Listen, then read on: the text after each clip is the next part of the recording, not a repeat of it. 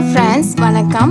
இன்னைக்கு தீப்ஸ் தமிழ் கிச்சன்ல நம்ம பார்க்க போற recipe sweet corn soup. So இது வந்து ரொம்ப ஈஸியாக குயிக்காக நீங்கள் வந்து ப்ரிப்பேர் பண்ணிடலாம். அது ரெஸ்டாரண்ட்டில் ப்ரிப்பேர் பண்ணுறதை விடவே இது வந்து ரொம்ப டேஸ்ட்டாக இருக்கும். ஸோ எப்படி செய்கிறதுன்னு பார்ப்போம். ஃபஸ்ட்டு வந்து ஒரு 1/4 கப் ஸ்வீட் கார்ன் எடுத்துக்கோங்க. அது ஃப்ரெஷ்ஷாகவும் இருக்கலாம் இல்லை ஃப்ரோசனாகவும் இருக்கலாம். அது கூட கொஞ்சமாக தண்ணி ஆட் பண்ணி உங்கள் பிளெண்டரில் வச்சு நல்லா ஒரு ஸ்மூத் பேஸ்ட்டாக அரைச்சிக்கோங்க. So sweet corn paste ready ஆகிடுச்சு. நெக்ஸ்ட்டு வந்து இன்னொரு பவுலில் 3 டீஸ்பூன் கார்ன்ஃப்ளவர் எடுத்துக்கோங்க. அது கூட கொஞ்சம் தண்ணி ஆட் பண்ணி கட்டி இல்லாமல் நல்லா தின்னாக இருக்க மாவாக கரைச்சிக்கோங்க. ஸோ கார்ன்ஃப்ளவர் மாவு ரெடி ஆகிடுச்சு.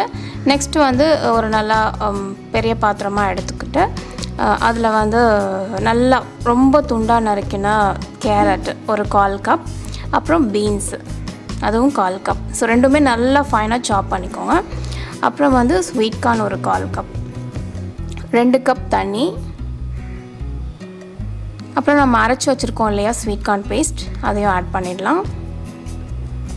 அதுக்கப்புறம் தேவையான அளவு உப்பு. ஸோ இதெல்லாம் ஆட் பண்ணிவிட்டு நல்லா மிக்ஸ் பண்ணி விட்டுருங்க.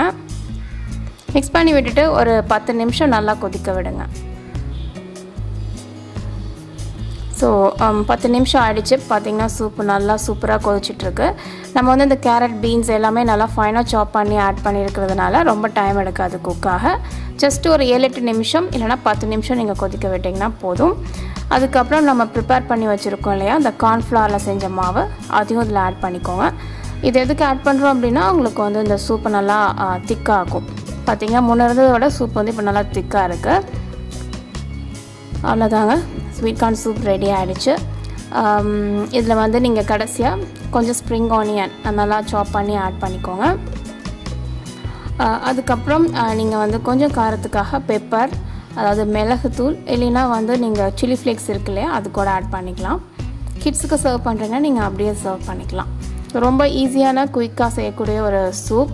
இதில் வந்து நீங்கள் ஸ்லைஸ் பண்ண பாதாம் ஆட் பண்ணிக்கலாம், இல்லைனா ஓட்ஸ் கூட ஆட் பண்ணிக்கலாம் ஒரு ஸ்பூன். அப்போ வந்து உங்களுக்கு நல்லா ஃபில்லிங்காக இருக்கும், ரொம்ப நேரத்துக்கு பசிக்காது. ஸோ கண்டிப்பாக ட்ரை பண்ணி பார்த்துட்டு உங்களோட ஃபீட்பேக் சொல்லுங்கள். வீடியோ பார்த்ததுக்கு ரொம்ப தேங்க்ஸ்.